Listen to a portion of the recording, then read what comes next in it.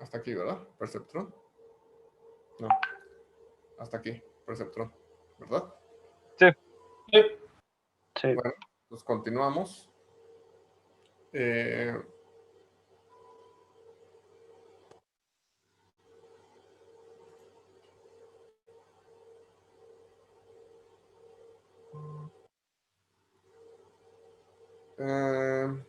Solo llegamos hasta la implementación del algoritmo y ya no seguimos, ¿verdad? Sí. Entonces es esto, o sea, seguimos, dice, o sea, lo que tenemos que hacer es recorrer el conjunto de entrenamiento T veces, ¿no? Vamos recorriendo y recorriendo y recorriendo. Y en cada iteración vamos ajustando levemente los parámetros de acuerdo a la reglita, ¿no? Que pusimos ahí. Está muy sencilla, ¿no? Que básicamente si te equivocaste, haz lo opuesto. Básicamente es la regla. Y de esta forma, ¿qué pasaría? Que podemos poner una función de correspondencia entre los parámetros y la aparición de los errores. Entonces, si le llamamos θk a los parámetros obtenidos después de cometer exactamente k errores de clasificación en el conjunto de entrenamiento, entonces, ¿qué pasaría? ¿No? ¿Cómo se comporta el algoritmo? Vamos a analizar un poco más al detalle cómo el algoritmo está decidiendo. Entonces, ¿qué sabemos? Que cuando se comete un error, pues J por el perceptrón es menor que 0, menor o igual que 0. ¿No? Es el signo, ¿se acuerdan? Si son signos iguales es que latinó, si son signos distintos es que se equivocó, ¿verdad? ¿Se acuerdan? Sí. Sí, profe. Entonces, supongamos que se comete un error en XY, ¿no? Cualquier elemento. XY es esta parte de aquí, el algoritmo. Si consideramos que clasificar nuevamente el mismo ejemplo, digamos XY, justo después de la actualización usando los nuevos parámetros, entonces, ¿qué pasaría? Vamos a analizar un poco más. Tendremos Y por los nuevos parámetros por XY será igual a Y por esta parte que ya teníamos. O sea, esto es nada más pura algebrita, voy sustituyendo. Asocio, aquí me queda θ por x más y cuadrado, y por xy, punto xy. Y esto sería y por θk más xy más el vector al cuadrado. Entonces, ¿esto qué quiere decir? En otras palabras, que el valor de y por o sea, el valor del error que comete o no comete, o sea, de la evaluación del algoritmo, se incrementa por el resultado de la actualización, ¿no? Se va a incrementar por esto. Ahí nos lo dice claramente la expresión algebraica. Entonces, eso lo que va a hacer es que el algoritmo tenga convergencia garantizada para una t lo suficientemente grande y, por supuesto, siempre en el caso factible, o sea, cuando son linealmente separables, si no, no se puede. La convergencia va a ser independiente del orden en el que se han presentado los ejemplos. La única diferencia va a radicar en el que si los presento diferente, pues a lo mejor me tardo más, me tardo menos, pero eventualmente voy a llegar a esa convergencia. Y este algoritmo se extiende fácilmente al caso sesgado, ¿verdad? El caso sesgado sería este. Simplemente los parámetros, además de añadir el vector de parámetros, añado el sesgo y lo voy actualizando el sesgo. Entonces, es lo mismo de tarea. Ustedes implementen el algoritmo con sesgo basado en el código que yo ya les había dado. Es nada más agregarle un parámetro. ¿Ok? No me la tienen que entregar, es tarea moral. Sí, profe. Entonces, aquí nada más como detalle, el racional detrás de la actualización del parámetro de sesgo se basa en el hecho de que consideramos la asignación de una coordenada unitaria. Eso es bien importante. Cuando hacemos un parámetro de sesgo, lo que hacemos en realidad es extender nuestra matriz y generar una columna unitaria y ajustarle un parámetro a esa columna unitaria, o sea, constante. Eso es lo que es el sesgo. Entonces, nuestro espacio de características XRD se convierte en X' RD más 1, pero el X', fíjense cómo es, X1 hasta XD y un 1, o sea, porque es constante. y los parámetros teta y teta prima, pues tal que teta prima es todos los parámetros teta y el último parámetro es teta 0. Esa es básicamente la única cosa diferente dentro del sesgo. Bastante simple, simplemente le añadimos otra coordenada unitaria y ya tenemos el sesgo. Y bueno, dicho esto, vamos a revisar el teorema de convergencia del perceptrón. Para que pues, matemáticamente probemos que el perceptrón converge hacia donde sea en el caso factible, ¿verdad? Entonces, decimos, la velocidad de convergencia del perceptrón dependerá de qué tan cerca se encuentran los ejemplos de entrenamiento de la frontera de decisión. Y eso formalmente, ¿cómo se pone? Pues definición 3.3, aquí tenemos.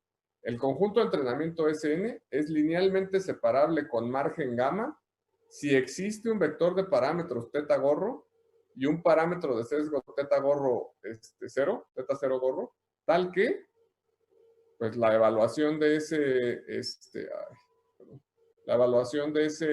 perceptrón en esos parámetros dividida entre la norma de los parámetros sea mayor o igual que gamma, en realidad es extender nuestra matriz y generar una columna unitaria y ajustarle un parámetro a esa columna unitaria, o sea, constante. Eso es lo que es el sesgo. Entonces, nuestro espacio de características XRD se convierte en X' RD más 1, pero el X', fíjense cómo es, X1 hasta XD y un 1, o sea, porque es constante.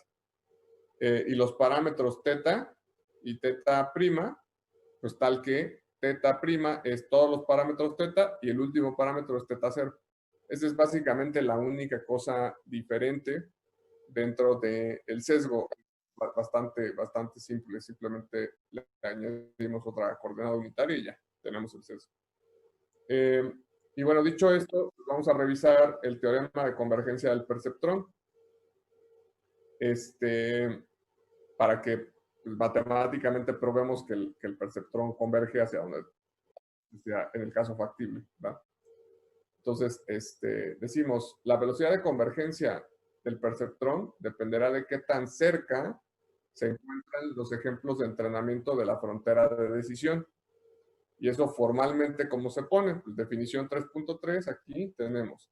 El conjunto de entrenamiento SN es linealmente separable con margen gamma si existe un vector de parámetros teta gorro y un parámetro de sesgo teta gorro 0, teta 0 gorro, tal que pues la evaluación de ese perceptrón en esos parámetros dividida entre la norma de los parámetros sea mayor o igual que gamma para toda i. Entonces, esta es una definición. Lo que es linealmente separable con margen gamma. Eso es matemáticamente se define así. Entonces, antes de exponer el teorema, vamos a echarle un ojo a la figura, la 3.3. Entonces, esta es mi figura. Entonces, si ustedes ven aquí, pues es x1, x2, mi vector de parámetros teta, gorro, xt, ¿no? Una observación cualquiera, y la frontera de decisión teta gorro por xt más teta 0 gorro. Esto es, y aquí obviamente pues cuando es positivo, ¿no? Entonces, esto ya lo sabíamos, ¿no? Que la frontera de decisión es esta, el vector de parámetros es ortogonal a esa frontera de decisión. Entonces, si consideramos cualquier clasificador lineal, cualquiera, el que sea, definido por teta gorro y teta gorro 0, que clasifica correctamente los ejemplos de entrenamiento, entonces, ¿qué tendríamos? Bueno, geométricamente, y de t por ese clasificador lineal entre la norma de los parámetros es la distancia ortogonal entre el punto xt y la frontera de decisión. ¿Cuál es mi frontera de decisión? Pues donde mi clasificador es igual a 0.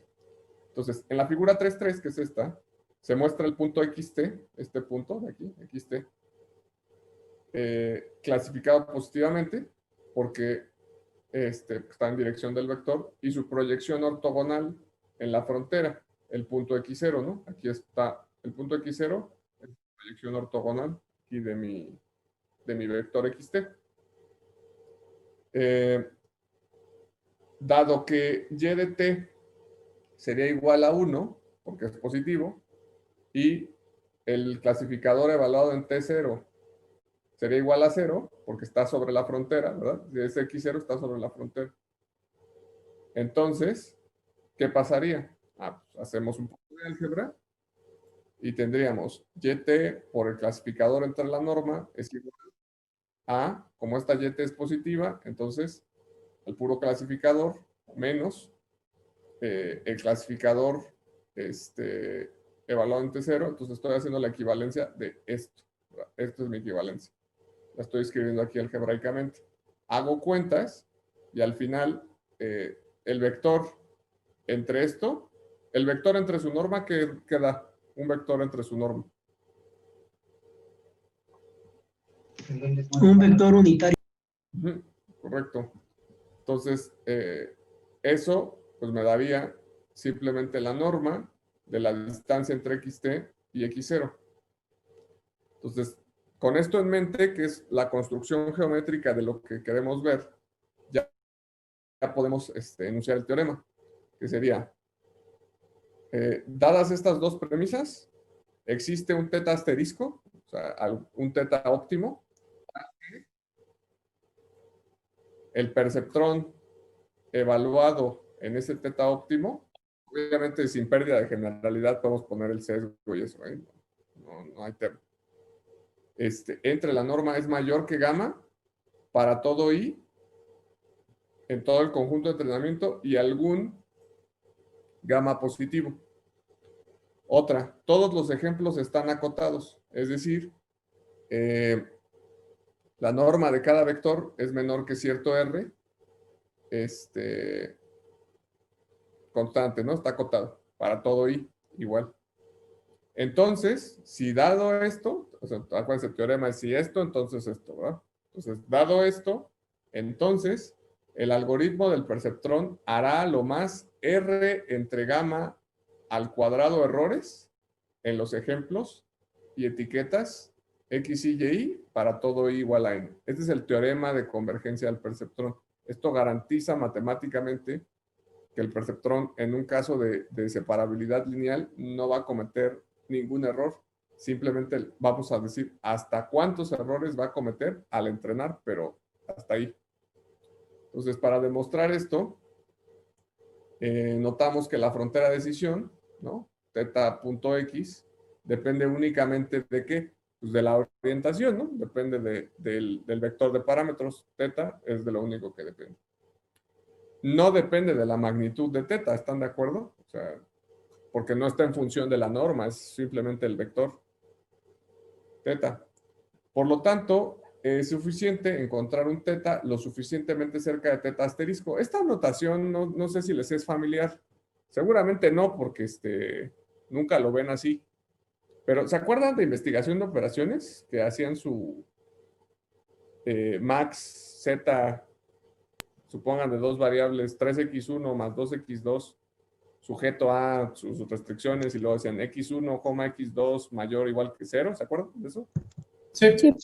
Bueno, ese x1 y x2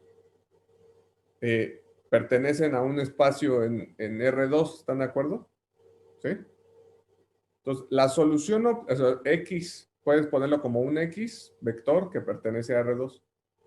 La solución que ustedes encuentran de ese programa lineal, por ejemplo, tan sencillo que les puse, se le llama el óptimo. Y ustedes, pues en sus clases agarran y hacen un chingo de cuentas hasta que les da el óptimo, ¿verdad? Menos renglón 1 más renglón 2 y las variables de holgura y las de exceso, ¿se acuerdan de todas estas cosas? Sí. Eso simplemente es el algoritmo para llegar al óptimo. Pero usted encuentra un óptimo, ¿no? Y a lo mejor encuentra que su óptimo es x1 igual a 3 y x2 igual a 2. Ese vector de esos valores puntuales, en la notación de optimización se escribe como x asterisco. O sea, el asterisco significa el óptimo de ese espacio. ¿Sí queda claro? Sí. Por eso aquí teta asterisco significa el mejor teta. ¿Y el mejor teta cuál es? Pues el vector de los mejores parámetros, al que eventualmente llegaré.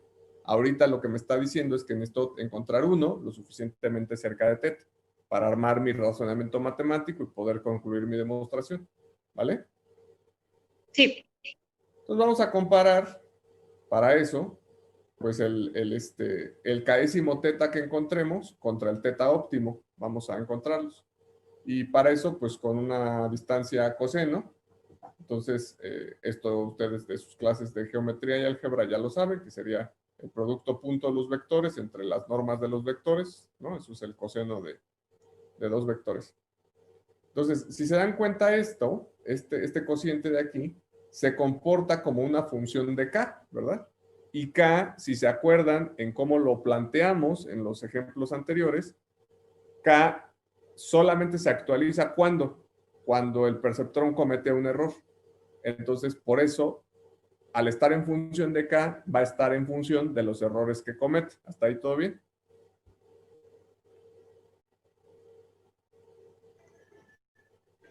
Sí. Sí.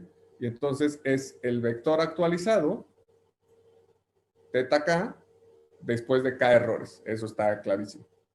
Luego, si expresamos el coseno en dos partes, vamos a este coseno, expresémoslo como teta k, o sea, el késimo teta por el teta óptimo, entre la norma del teta óptimo, y dejemos la norma por el otro lado, ¿no? O sea, lo parto en dos. ¿Cómo lo podríamos ver? Como el ratio entre las dos partes, o sea, entre o sea, un cociente de entre sería este de aquí, ¿verdad? Por sándwich, esas cosas.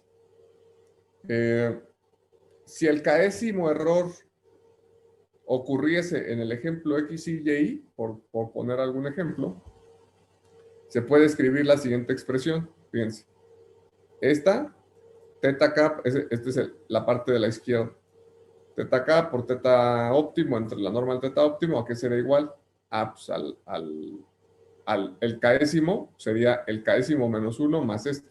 De acuerdo al algoritmo, ¿verdad? El algoritmo aquí nos lo está marcando muy bonito, cómo voy actualizando. Entonces, sigo haciendo cuentas. Puedo meter esto a la suma, la separo y me queda pues teta por el teta óptimo, punto, entre la norma, más y por xy por el punto teta. Y esto va a ser estrictamente mayor que ¿verdad? O sea, como esto es positivo, no me importa, va a ser mayor que el puro elemento de acá. Ajá. Y eso, más un gamma dado, sería estrictamente mayor que K más Y. El número de errores que comete. Entonces, fíjense, en la expresión anterior, para que quede más claro, hemos utilizado la parte 1 de nuestra hipótesis. ¿Por qué? Porque teta clasifica correctamente todos los ejemplos con margen Y. Es esta parte de mi hipótesis, la que usé. Ajá. Así, ¿qué pasa? Que en cada actualización el término se incrementa en gamma unidades y en consecuencia podrá probarse mediante inducción, ¿verdad? Si cada iteración se incrementa en gamma, entonces para K1, para K2, para K, etcétera, lo puedo probar por inducción. Inducción matemática, ¿no? Primer tema que ven en la clase, en la carrera de MAC, inducción matemática y en álgebra superior. Entonces, utilizamos como caso base K igual a 1, ¿no? Para K igual a 1, nos quedaría que este producto será igual a 0, debido a que, de acuerdo a la inicialización, recuerden que el vector teta se inicializa en 0, pasaría eso, y en cada paso de la inducción, dicho valor se incrementa por gamma. Entonces, si ahora expandimos teta k, tendríamos teta k al cuadrado, ¿a qué será igual? O sea, teta k menos 1 más y por xy al cuadrado. Esta es la equivalencia de la actualización de parámetros. igual pues a un binomio al cuadrado, ¿verdad? El primero al cuadrado, 2 veces el primero por el segundo, el cuadrado del segundo. Nada más que aquí hay un pequeño detalle, que es justamente esto, cuando ustedes lo van poniendo, esto de aquí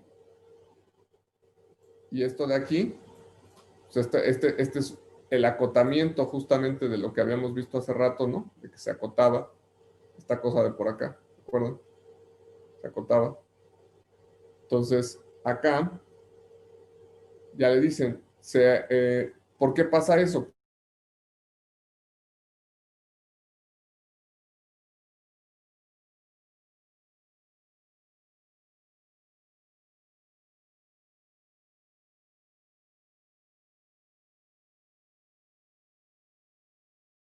El hecho de que teta k menos 1 comete un error. ¿Se acuerdan que eso lo pusimos aquí? En x y y, y se usó explícitamente la parte 2 de la hipótesis. La parte 2 de la hipótesis es todos los elementos están acotados.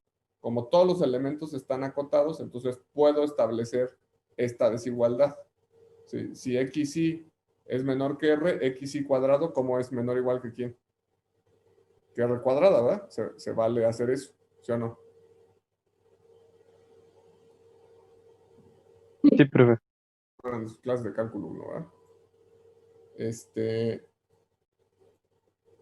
Entonces, de ahí, esos razonamientos son los que se usan para formar esta expresión, que al final esto, por estar acotado, puedo acotarlo de los dos lados y al sumarle de los dos lados y luego la k, me establece esa desigualdad. Y como teta k, dado esta última parte, esta última de aquí, teta k, fíjense acá, esta de aquí, todo esto llega a que es menor o igual que k por r cuadrado, teta k. Entonces, teta k cuadrado es menor o igual que k por r cuadrado. Pero como saco raíz de los dos lados, me queda teta k menor o igual que raíz de k por r. Y entonces, como ya tenía el coseno antes y la desigualdad que había establecido, simplemente sustituyo, me queda k entre raíz de k por gamma por r, perdón, por gamma entre r, esto se va a una raíz acá arriba, se queda, y me queda esta expresión. Y como el coseno, por su naturaleza de la función coseno, está acotada por la unidad, acuérdense que el rango del coseno va entre menos 1 y 1, menos 1 y 1. No va a ser posible continuar cometiendo errores, o sea, a lo más va a valer 1. Entonces, como a lo más va a valer 1, pues a lo más voy a cometer estos errores. Entonces, no será posible continuar cometiendo errores, es decir, seguir incrementando k, no puedo. Si resolvemos para acá a partir de 1, mayor o igual que la raíz, o sea, quiero decir, despejamos k, ¿no? Entonces, si despejamos k, vamos a obtener que k pues va a ser menor o igual que r entre gamma al cuadrado, básicamente, ¿no? Si esto es la unidad, pues pasan r para arriba, y para abajo, elevan al cuadrado, les queda esto, y que es lo que se quería demostrar. Entonces, básicamente, con esto hemos demostrado matemáticamente que el perceptrón converge y comete a lo más r entre gamma al cuadrado errores cuando estamos ante un conjunto linealmente separable. ¿Quedó claro? Sí, profe. Un poco denso, pero es la forma. Les recomiendo que después ustedes lo lean con mucha calma y traten de entenderlo más. Lo importante ahorita es que vieran cómo se construye el razonamiento y bajo qué supuestos para llegar a eso. ¿Sale? Gracias. ¿Cómo verificamos que un conjunto es linealmente separable antes de utilizar el perceptrón?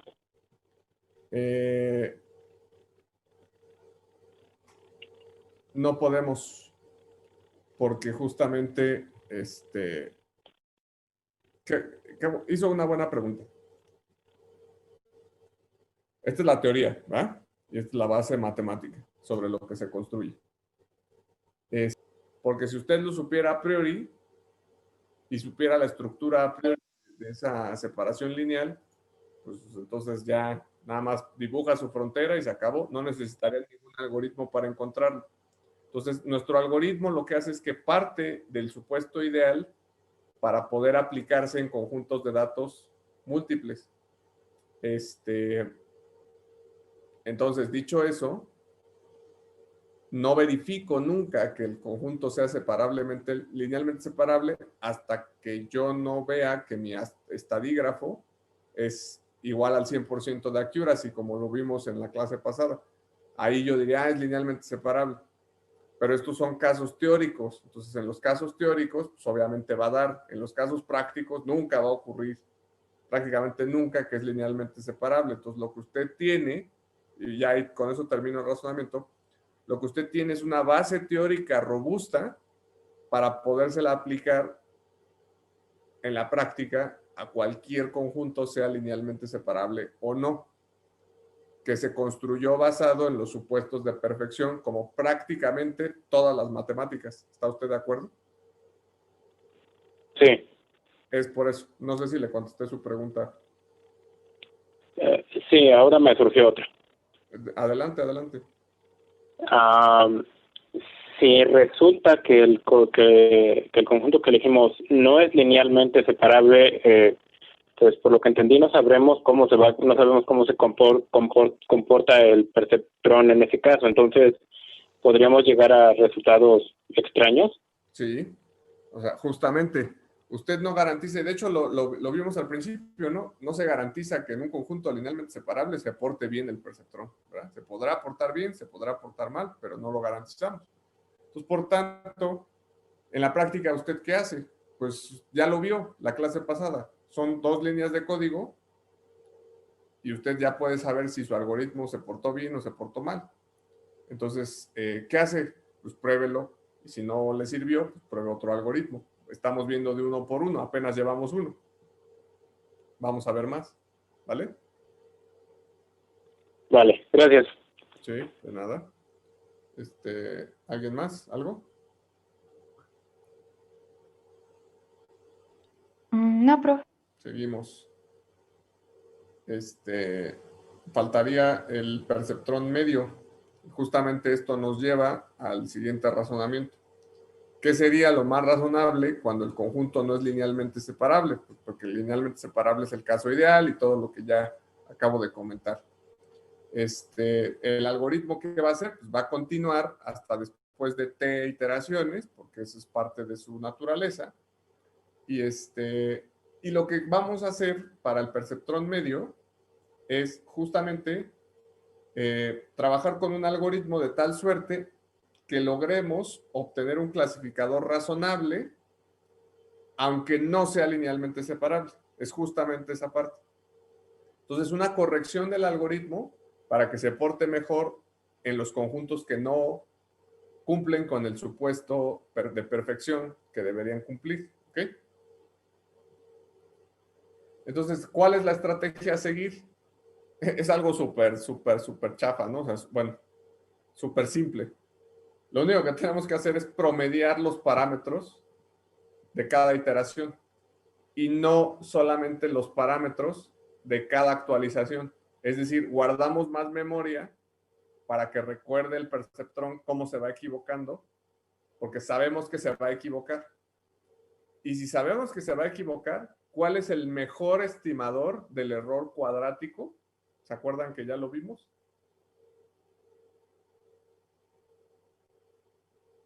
Sí, La media, ¿verdad? Sí, lo vimos aquí con ustedes, ¿verdad? Que hasta saqué la derivada y todo eso. Sí, ¿no? Sí, profe. sí. Entonces el promedio, entonces un promediazo ahí me va a resolver el mundo. Entonces, ¿qué vamos a hacer con esto? Vamos a considerar los parámetros, naturalmente el elegir un promedio, nos va a considerar los parámetros que funcionan por más tiempo. Si un parámetro de repente es bueno y de repente empieza a equivocarse un montón, pues va a perder peso en la decisión que si un parámetro que es mucho más, un conjunto de parámetros que son más precisos. Entonces, el algoritmo se va a ir moviendo hacia el conjunto de parámetros que cometan menos errores. Y el algoritmo se queda así. Primero, teta es el vector 0 y teta, bueno, recibe el conjunto de entrenamiento, recibe t, Iteraciones. vueltas, ¿no? Las vueltas que le va a dar al conjunto de datos. Entonces, primero, el vector 0, el vector de parámetros y, por supuesto, el sesgo. Después, el vector de teta medios, perdón, teta testada sería mi vector de parámetros medio, que es el que quiero encontrar. Igual lo inicializo en 0 y teta 0 testada es igual, lo inicializo en 0. Luego creo una constante C, perdón, un parámetro C que lo asigno a 1. Y esto es para controlar precisamente esa media. Entonces, para cada vuelta que le dé al conjunto de datos y para cada observación en el conjunto de datos, si cometo un error, que si cometo un error, ¿verdad? Si que sea negativo, entonces teta va a ser igual a la actualización que ya conocen, teta 0 también, pero teta testada va a ser teta testada más ese factor C, una actualización basada en C, en el parámetro C, y lo mismo, teta 0 testada. Y esa nueva C, pues va a ser C menos 1 entre NT. Entonces va a ir suavizando, suavizando, suavizando, suavizando, conforme vayan avanzando los parámetros. Y al final de devuelvo teta testada y teta gorro testada.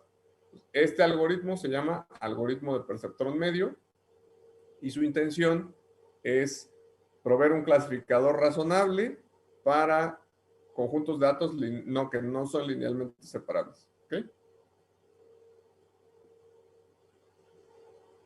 Sí, profe. Igual, aviéntenselo ahí en Python, ¿no? Está Vale, facilito. súper.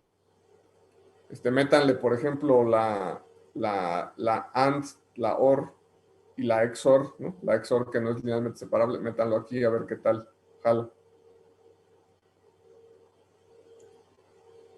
Todavía estamos con conjuntos de juguete, ¿no? Obviamente cuando ya vayamos avanzando, pues cada vez vamos a ir con cosas más complejas. Bueno, con esto terminamos un tema. ¿Se acuerdan que el primer enfoque era basado en actualizar de acuerdo a los errores que comete? ¿Se acuerdan? Que dijimos que había dos enfoques. Y el Sí, primero es comparado. basado en los errores que comete. Ahora viene otro enfoque de aprendizaje. Pues todo esto es aprendizaje automático. Estamos viendo Machine Learning. Es Machine Learning, pero son las bases matemáticas de eso. Okay. Entonces, el enfoque distinto que ahora vamos a ver es el que se relaciona, perdón, con las llamadas funciones de pérdida. Esto es clave, así clave en su aprendizaje de aprendizaje automático. Súper clave. Si entienden esto, van a entender un montón de cosas. Si no, van a estar ahí a tontas y a locas entrenando modelos y no van a saber ni para qué sirve. Ni por qué están dando lo que deben de dar o no están dando lo que tienen que dar. Entonces, ¿nos podría decir algunos ejemplos de aplicaciones? de aprendizaje automático.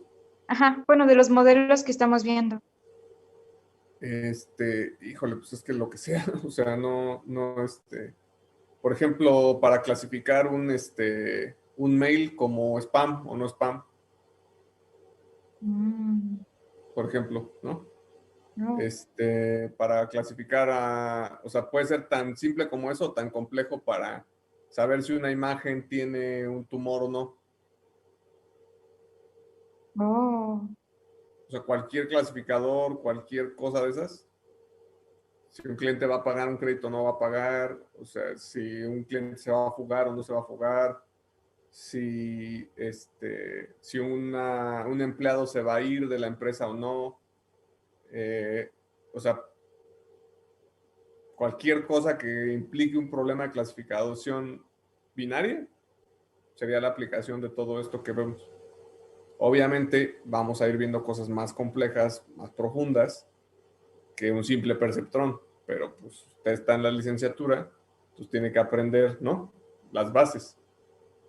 Porque si no, si nada más lo hace ahí aplicando, usted no es un profesional, usted es un técnico. ¿Está de acuerdo? Sí, prof, una pregunta. ¿Algo de esto sirve para calcular el error humano o modelarlo? Bueno, de lo que vamos a ver. El error humano de qué. Pues es que, bueno, por ejemplo, en cosas de criptografía estábamos viendo como que para seguridad, pues lo que hay que tener en cuenta es el error humano y nos comentaban que eso lo hacen más las personas de actuaría. ¿Se refiere a estimar el riesgo de que exista un error humano en algún contexto de seguridad informática? Sí, Pues sí, o sea, puede usted entrenar uno de estos modelos para saber cuál es la probabilidad de que esa transacción tenga un error humano, por ejemplo. ok, Lo único que tiene que hacer es proveerle los suficientes ejemplos al modelo de errores. ok. Gracias, prof. Sí, por nada. Salud. Gracias. De hecho, ahorita estamos nosotros haciendo un proyecto en el que hay 50,000 piezas de un motor, ¿no? De coche que produjeron, Ok, y entonces no tienen formas de saber si son malas o buenas las piezas. Solo tienen las fotos de las imágenes. Entonces, lo que nosotros hicimos fue entrenar justamente un clasificador que determina si la pieza está mala o no. wow. Le pasamos los ejemplos de las malas, los ejemplos de las buenas, y con visión artificial, que es, digamos, esto con esteroides, pero es lo mismo, la misma base matemática, nada más que el otro es grandote con Deep Learning, pero es lo mismo. Son funciones de pérdida, son vectores de entrada, en un espacio, un mapeo, es lo mismo que estamos viendo. Entonces, con eso podemos detectar el error máquina y pues implícitamente el error humano, porque pues alguien calibró mal esa máquina, ¿verdad? Que está mandando las piezas chuecas. Ahí es un ejemplo de que estamos modelando el error humano, ¿ok? Y el error de la máquina, por ejemplo. ¿Sí? Sí, prof. Prof, Vale. pero sería un poco más difícil entonces calcular el error humano que el de una máquina, ¿no? Bueno, más complejo. No, los humanos seguimos patrones. No es tan difícil. No hay problema. Mientras tenga los ejemplos, se puede. Si quiere calcular el error humano así de lo que pase, cualquier cosa muy abierto, pues no. Pero si hay un error humano puntual, claramente sí. Defectos, o sea, defectos de calidad, defectos en servicio, pues hay muchas formas de hacerlo. Ok. Gracias, prof. ¿Sale? Ahora sí ya sigo. ¿Algo más? ¿Los demás? Profe, ¿y por qué son importantes estas funciones de pérdida? Justamente para allá vamos, ¿no? O sea, son tan importantes porque la gran mayoría de los modelos de aprendizaje automático se construyen basados en funciones de pérdida. Y entonces es como, ¿qué aprendes? ¿Aprendes al corregir tus errores? ¿O aprendes modelando como una función de una pérdida? Esos son los dos enfoques de aprendizaje automático. Pues, por ejemplo, el ejemplo de visión artificial que comenté tiene asociada una función de pérdida. Y esa función de pérdida se va disminuyendo conforme vas entrenando el modelo, hasta que llega a cierto número y ahí tú dices, ah, ahí detiene. Si tú modificas esa función de pérdida, modificas los entrenamientos, modificas cómo va. Entonces tienes que saber por qué estás metiendo esa función de pérdida ahí y por qué no otra. Hay muchas funciones de pérdida. Entonces es algo que tú tienes que elegir. ¿De acuerdo? Ok, sí. Dentro de la arquitectura. Entonces, por eso, porque son importantes, para en corto, son importantes porque el error de tu modelo depende 100% de qué tan bien construida esté esta función. Y por lo tanto, la generalización del mismo, ergo, su aplicación práctica, ¿verdad? ¿Sí? Profe, Sí. y en este caso que mencionas, si no tenía la empresa la forma de saber si una pieza estaba errónea, ¿cómo entrenaron el modelo? Etiquetándolo con una muestra, etiquetamos las piezas a mano, o sea, con ojo humano, etiquetamos, esta está mala, esta está buena, esta está mala, esta está buena, pero etiquetamos una muestra representativa, ¿no? 100, 200, algo que sea práctico. Entrenamos el modelo y luego se lo aplicamos a 50,000, 100,000, 1,000,000, ¿ok? Imagínense etiquetarlas a patín, ¿no? Una por una. Ok, entonces ahí intervino, por así decirlo, también la visión humana para Claro, entrenar el modelo. porque es justamente el estado del arte de la tecnología.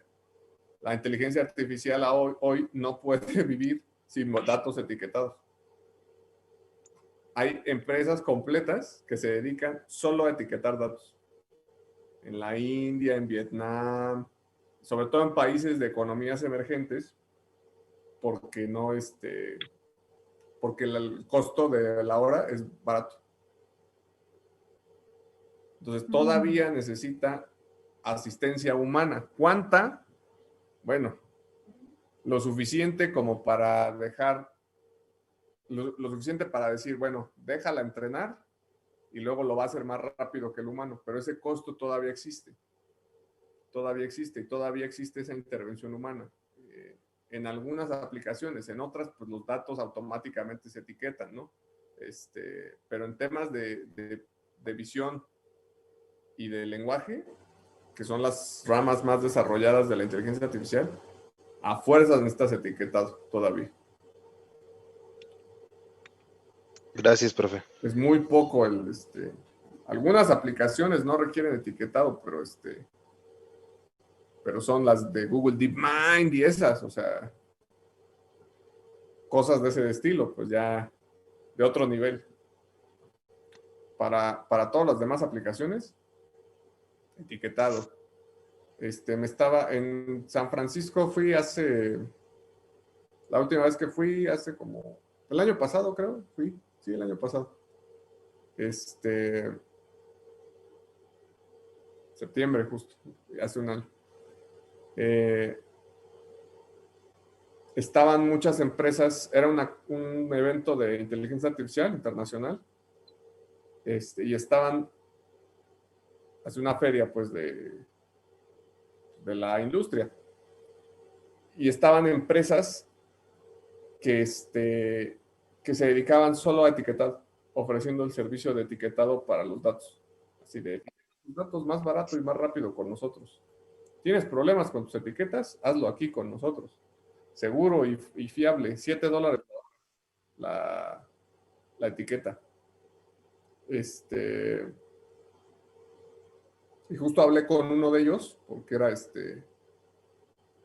era japonés, y entonces me gusta interactuar con los japoneses porque así practico mi japonés. Y empecé a hablar con él un poco y ya me dijo, le dije, no, pues ¿dónde están, no? Tus empleados, ¿dónde haces el etiquetado? Ya, nada más por curiosidad, ¿no?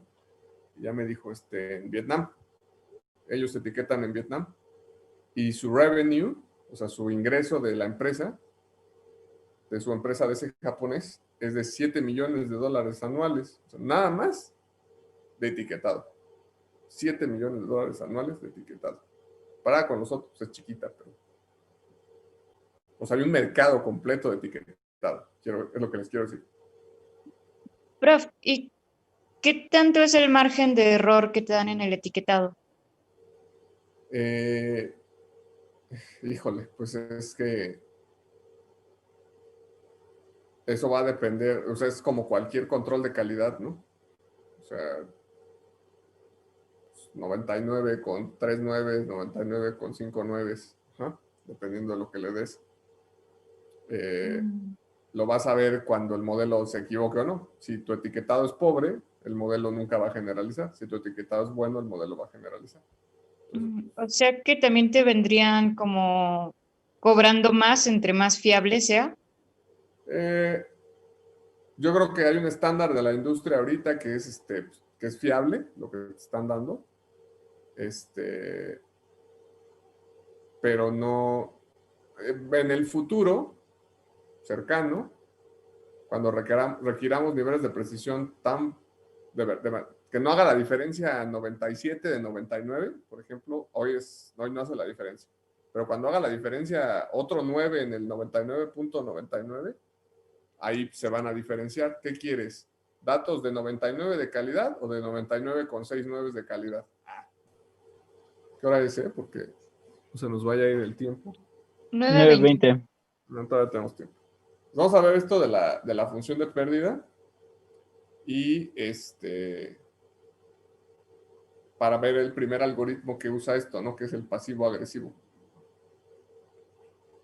Pero sí por lo menos que entiendan la función de pérdida. Entonces, hay un enfoque, este es el otro enfoque, como ya habíamos dicho.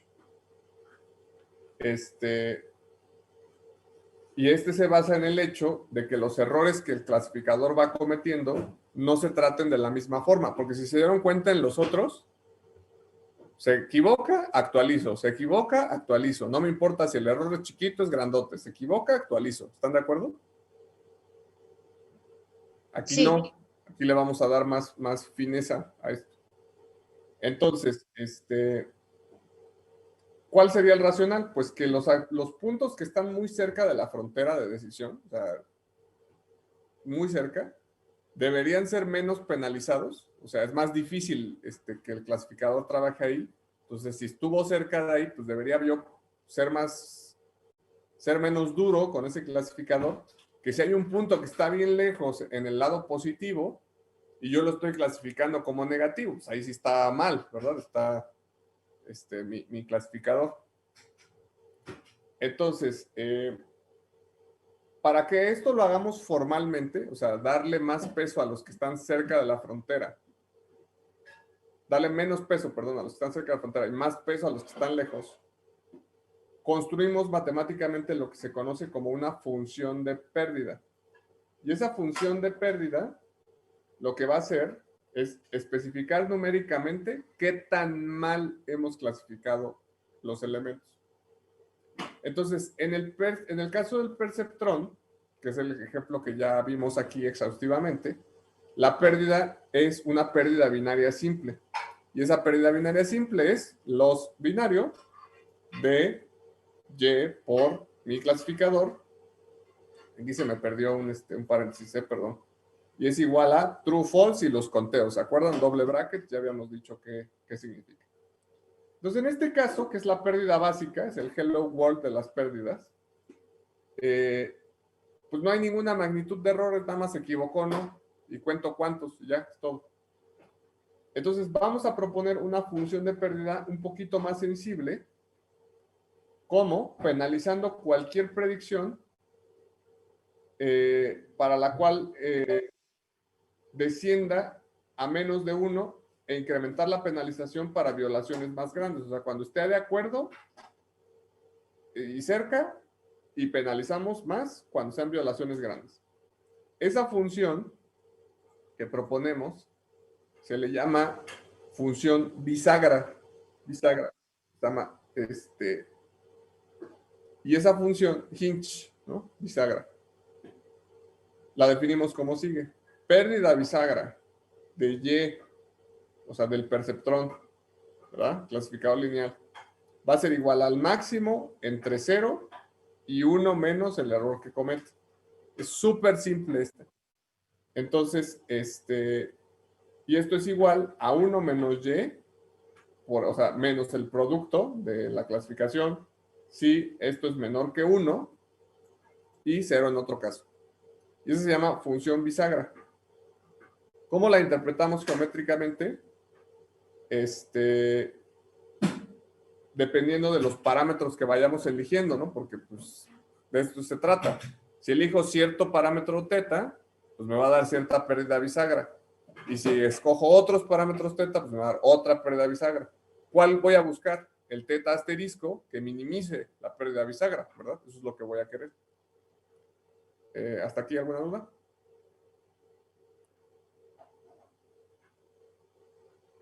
No, profe, ninguna. Entonces, para eso, no vamos a considerar las fronteras de decisión. Vamos a considerar dos fronteras paralelas a esas fronteras de decisión en una cierta vecindad.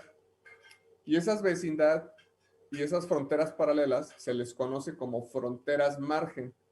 Y esas fronteras margen son dos, una positiva y una negativa. Está muy simple, simplemente es el clasificador cuando vale 1, el clasificador cuando vale menos 1. Entonces son dos fronteras, ahorita la ven en la figura. Aquí está. Esta es mi frontera de decisión. Esta, ¿no? Teta por X más teta 0. Y estas dos fronteras punteadas, que son paralelas, se llaman fronteras margen. Esta es la frontera margen positiva y esta es la frontera margen negativa. La distancia entre la frontera de decisión y la frontera margen es 1 entre la norma de los parámetros. ¿Ok? ¿Queda claro eso? ¿Por qué? ¿Mande? ¿Por qué, César? ¿Así lo definimos nada más o...? ¿Por qué? ¿Qué, perdón? ¿Por qué la distancia es 1 entre la norma de los parámetros? Ah, no, es natural. Así definimos la construcción de las fronteras. O sea, se propone. Si no le gusta, usted puede proponer la suya, por ejemplo. No, sí me gusta. Está bien. Es normal, ¿no? Acuérdense que matemáticas así es. Propongo y alguien llegará y propone otra cosa. Es parte del paradigma científico que tenemos desde hace unos cientos de años. Entonces, pues aquí están, ¿no? Miren, los puntos resaltados incurren en una pérdida bisagra distinta de 0 porque violan las fronteras del margen, ¿no?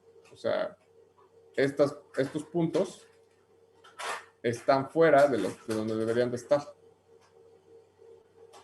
Luego, para que un ejemplo etiquetado como positivo obtenga una pérdida bisagra de 0, deberá estar del lado correcto, o sea, del lado positivo de la frontera margen positiva. O sea, todos los que estén adentro de las fronteras se consideran errores, ¿eh? No se consideran correctos. Estos son los que son correctos. Los bisagras, acá, vale 0, porque estos son correctos, pero estos no, están adentro de la frontera. Ni se diga, está todo mal, ¿no? Este de acá. Está del lado positivo y aparte afuera de la frontera. Si moviésemos el ejemplo de entrenamiento más allá de la frontera margen relevante, entonces la pérdida bisagra se incrementa linealmente, como una función del grado de violación. Entonces, eso es lo que justamente me acaba de preguntar su compañero, ¿no? Las fronteras margen, ¿a qué distancia van a estar? Pues a 1 entre teta unidades de la frontera de decisión. Para ilustrar lo anterior, vamos a ver un punto, ¿no? Considera un punto cualquiera, XY, que está correctamente clasificado y se encuentra exactamente en la frontera margen. Entonces, si está correctamente clasificado y está en su frontera margen, entonces justamente sería igual a la unidad, ¿no? Acuérdense que una frontera margen es 1 y la otra frontera margen es menos 1. Y la distancia ortogonal desde la frontera, pues es y por teta.x más teta 0 entre teta, y eso a qué es igual, naturalmente, a 1 entre teta, por la naturaleza del clasificador. Es lo que le digo, es una consecuencia de cómo está, ¿verdad? Propuesto, ¿sí?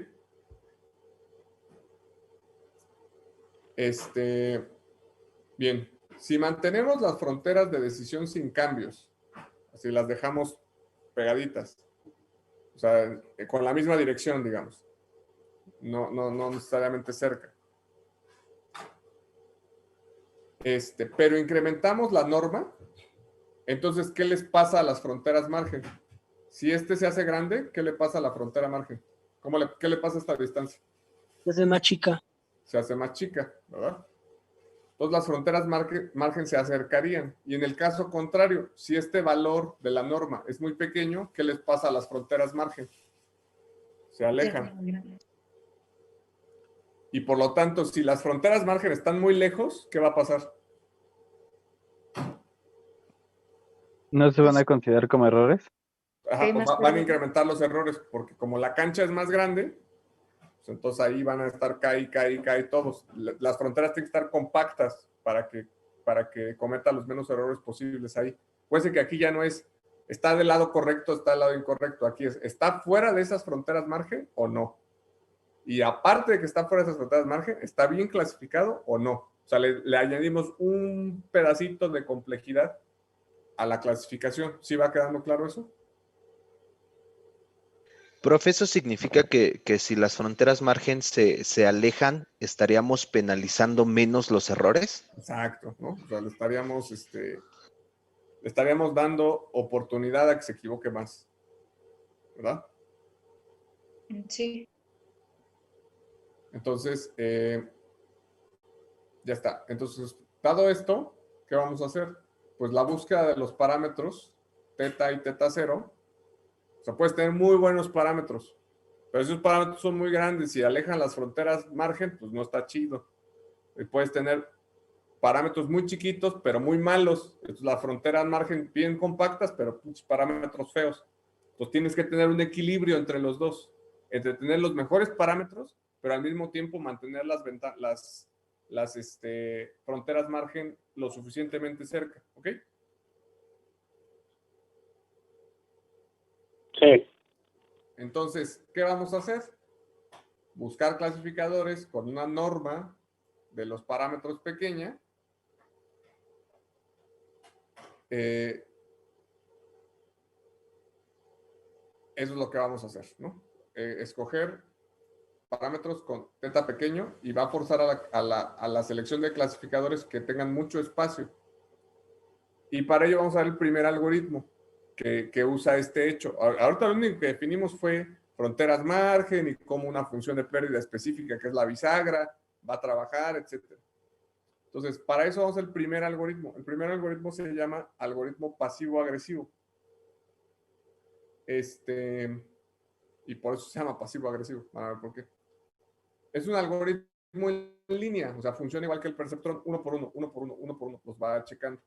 La diferencia es que este algoritmo, a diferencia del perceptrón, busca minimizar la pérdida bisagra de forma explícita en cada ejemplo.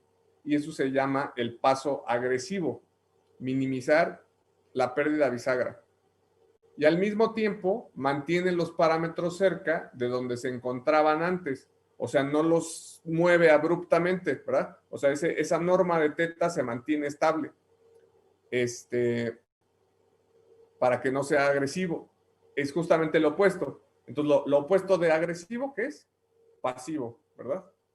Entonces, el pasivo es, mantengo sin cambios muy drásticos los parámetros, pero al mismo tiempo soy agresivo y trato de minimizar esa pérdida bisagra. ¿Hasta ahí alguna duda de por qué se llama pasivo-agresivo? No. Y justamente ese enfoque se necesita para evitar que se sobrescriba lo que ha aprendido de ejemplos previos. Es decir, va guardando memoria el algoritmo de lo que va haciendo. Y este algoritmo tiene garantías teóricas similares a las del perceptrón, o sea que si es linealmente separable, no va a cometer errores después de ciertos,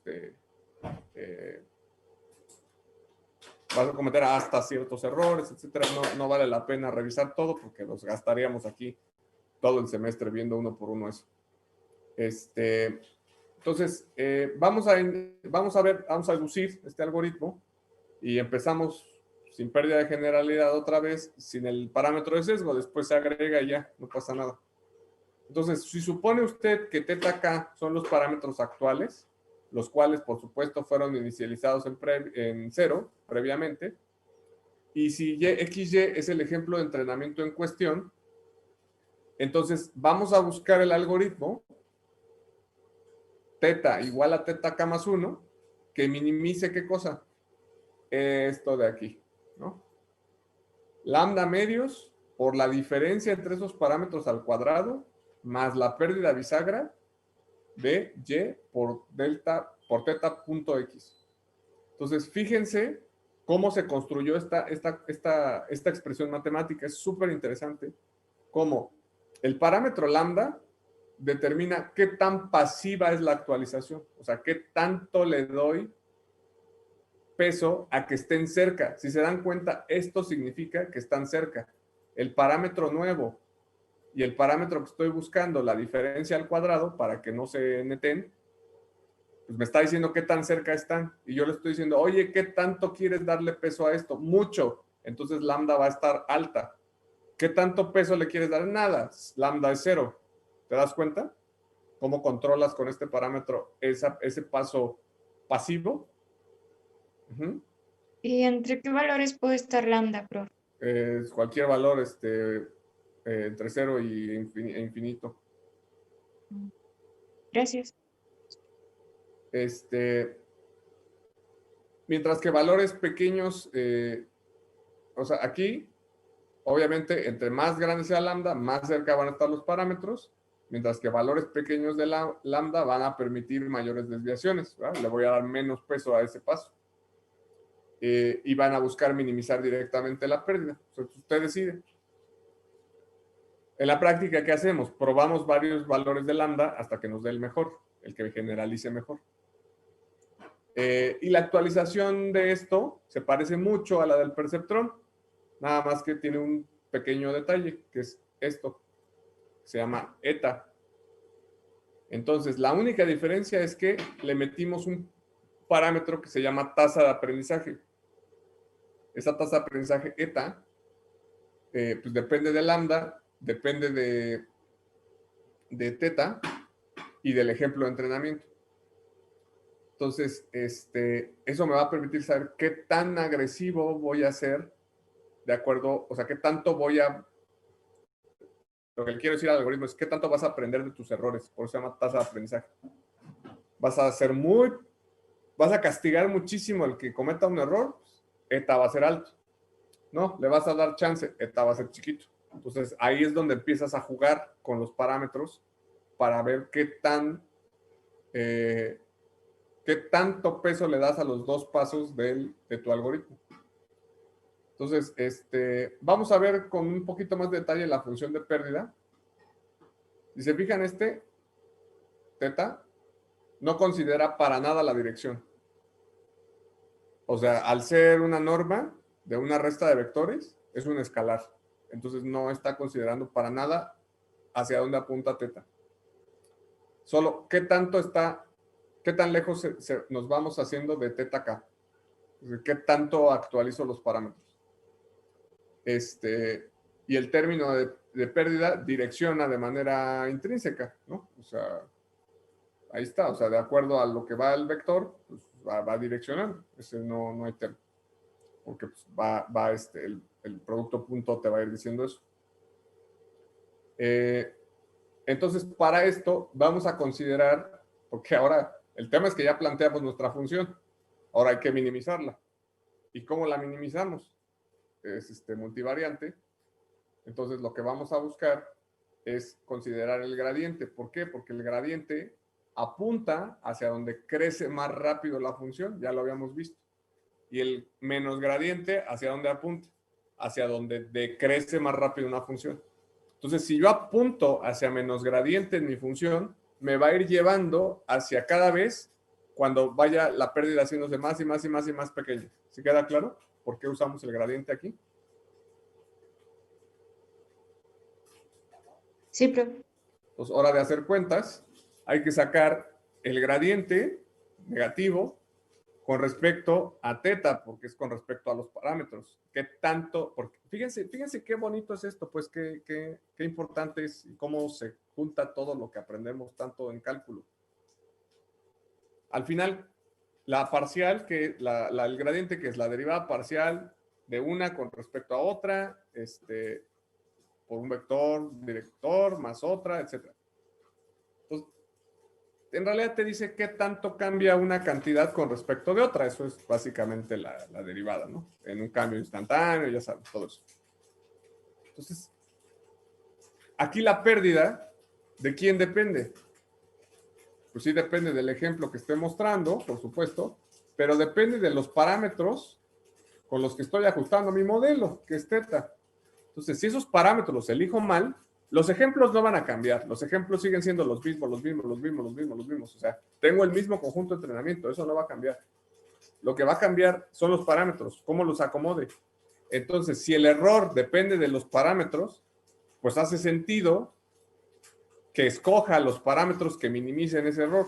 Por eso le estoy diciendo, oye, ¿cómo varía la pérdida con respecto a los parámetros? Por eso es el gradiente con respecto a ese vector de parámetros, las derivadas parciales con respecto a eso.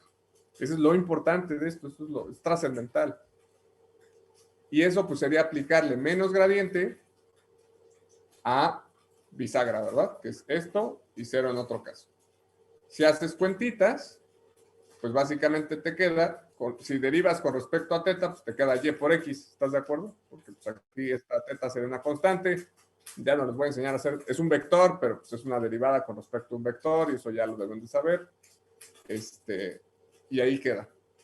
Entonces, notamos que la dirección hacia donde nos movemos, o sea, esta sería la dirección, este es el gradiente, esto de aquí.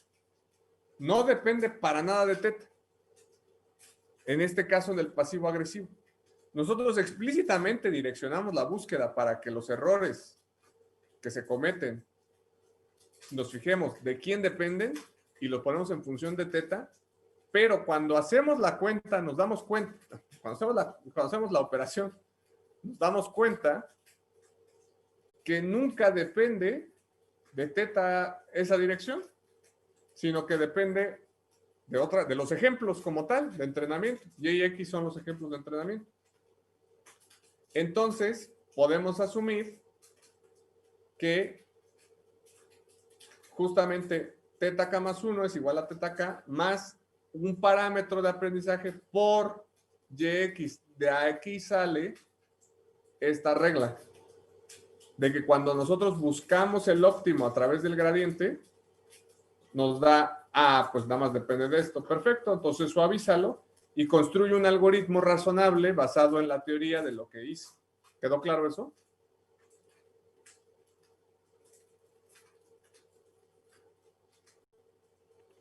No muy bien esa. ¿Madre? No muy bien. ¿No muy bien? Bueno, entonces, a ver, esta es mi función de pérdida, ¿ok? La bisagra. Derivo con respecto a teta. Haga usted la derivada, le va a dar yx. Entonces, el error, la pérdida,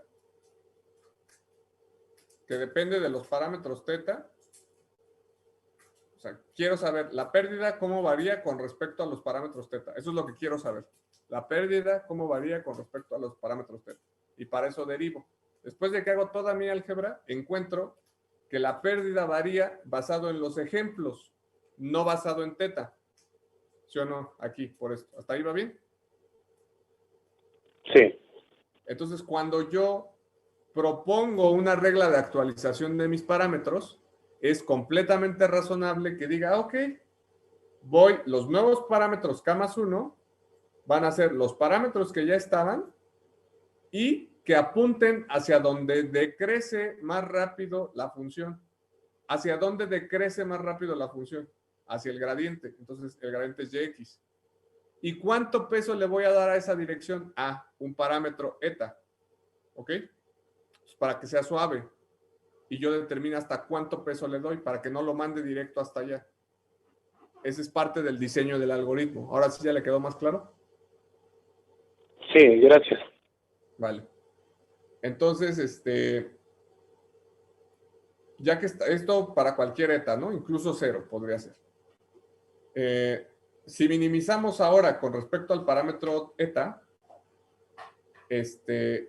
tendríamos justamente la función de pérdida, de la que ya conocemos, entre la norma al cuadrado o 1 entre lambda.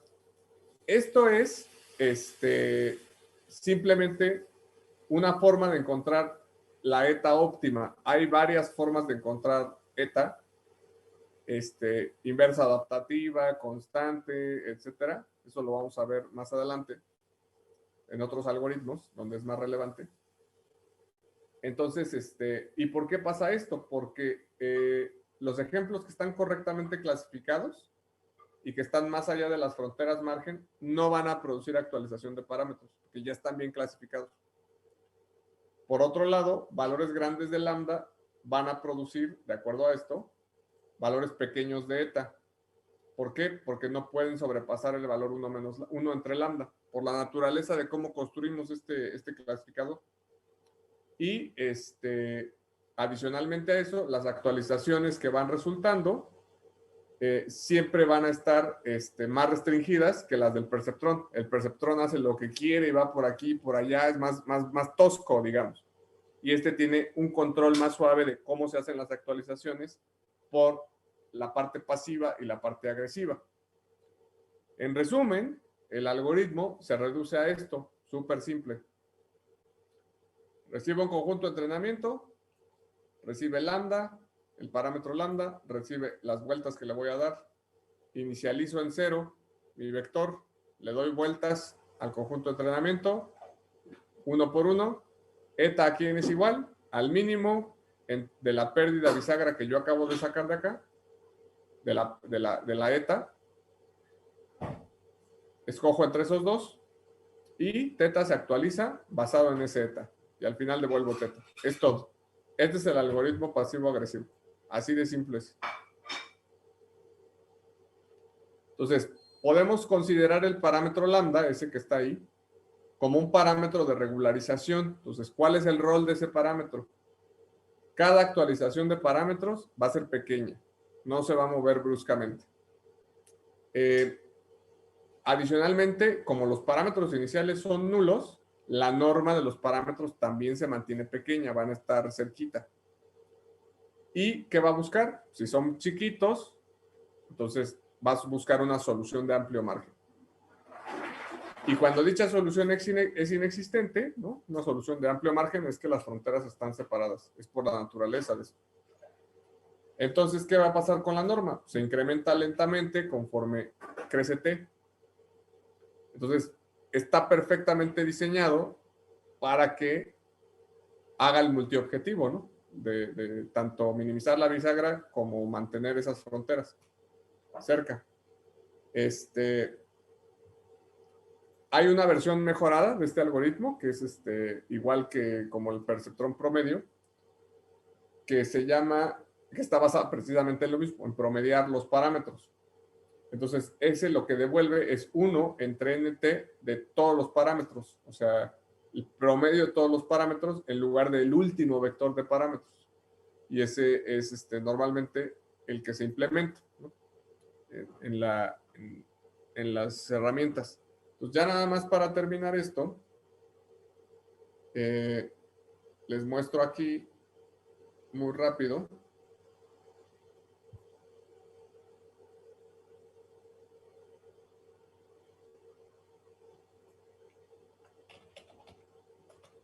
Igual, implementenlo ustedes a patín. Pero aquí en scikit-learn justamente está en linear model y viene como passive aggressive classifier. Ustedes pueden implementarlo sin ningún problema. Ya está hecho. Pues miren, C, el parámetro C, ¿quién es? Es la lambda. Maximum Step Size Regularization. Fit Intercept y Max Iter es la T, ¿verdad? Y y ya. O sea, eso es el algoritmo pasivo-agresivo. Y pues ya viene implementado aquí en scikit-learn. Entonces también pueden ver en qué se basa, pueden ver qué implementación específica tiene, pues es open source, ¿no? Entonces pueden ver todo lo que quieran aquí. de nuestro algoritmo, ¿no? De pasivo-agresivo. Y ya está. Entonces aquí lo tienen, ya lo pueden implementar. Puedo trabajar, por ejemplo, Hello Perceptron. Generar, es más, ¿saben qué? Déjenme lo borro. Implemento este, o sea, lo copio, para que les quede la misma estructura y después lo puedan estudiar, ¿no? Hello, pasivo, agresivo.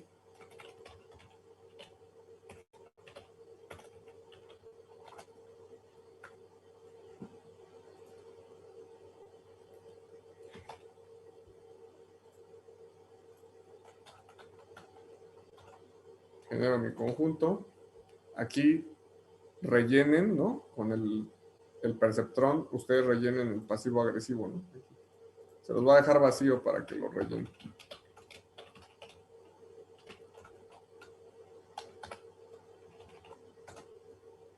Ahí lo llenan.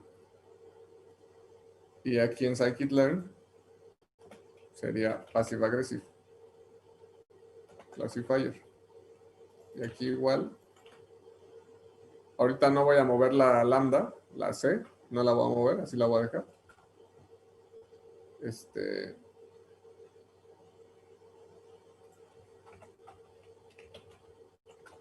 le dé 1000 vueltas.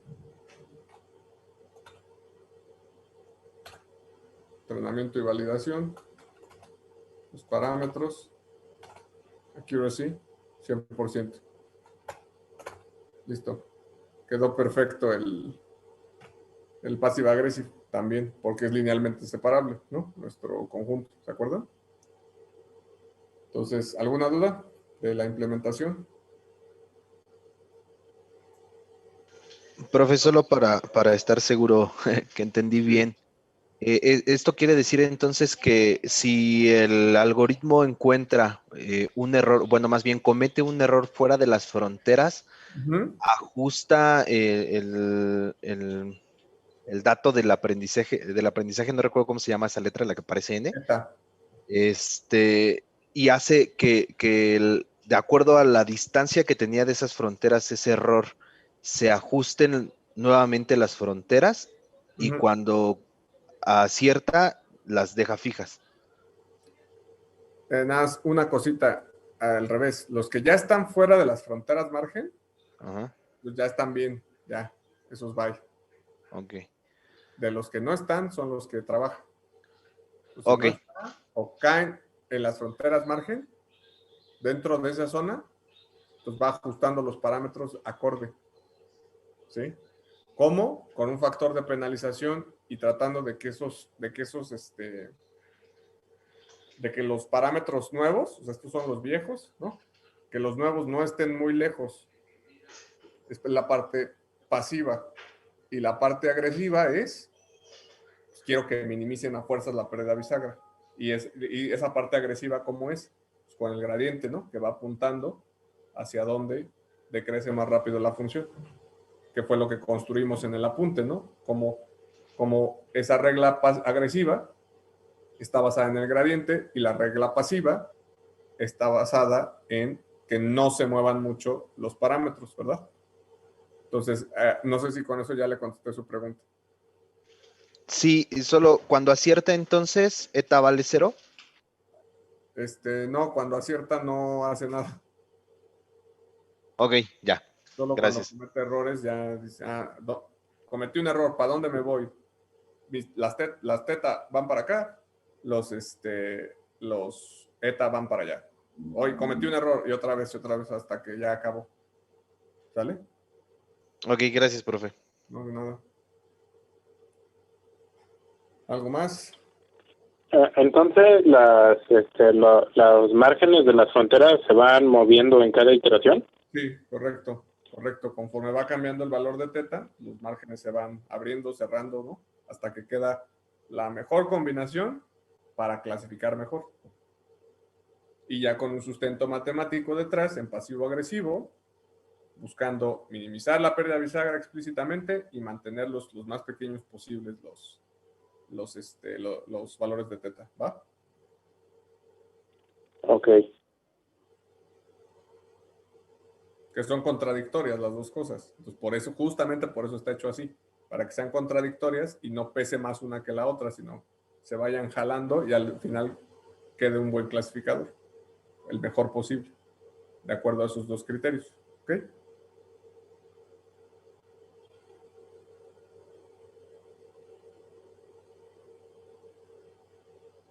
Bueno, espero que sí.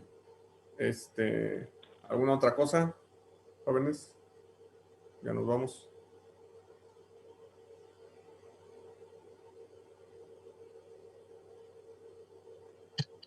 Todo, profe. Ya estamos listos. Entonces, pues, seguimos eso. Nos faltan las máquinas vector soporte como último algoritmo de clasificación lineal. Luego pasaríamos a la regresión lineal y el método de mínimos cuadrados. De ahí kernels.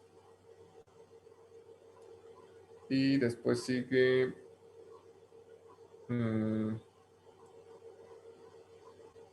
discriminante. Ok. Yo creo que terminamos los lineales y trabajamos algunos ejemplos ya prácticos con los lineales para después pasar a kernels, porque kernels también ya se pone denso, ¿ok? Denso matemáticamente. ¿Ok? Sí, profe. Para que Sí. Ok. esté practicando un rato y no sea pura teoría. Entonces, le cortamos en la regresión lineal. ¿Les parece? Vemos la próxima máquina vector soporte, regresión lineal, y ya empezamos a trabajar algunos modelos, código, con esos clasificadores, nada más. ¿Va? Sí, profe. Ok. Súper. ¿Alguna otra duda? Ya nos vemos. ¿Ya estamos? Ya Todo está. bien.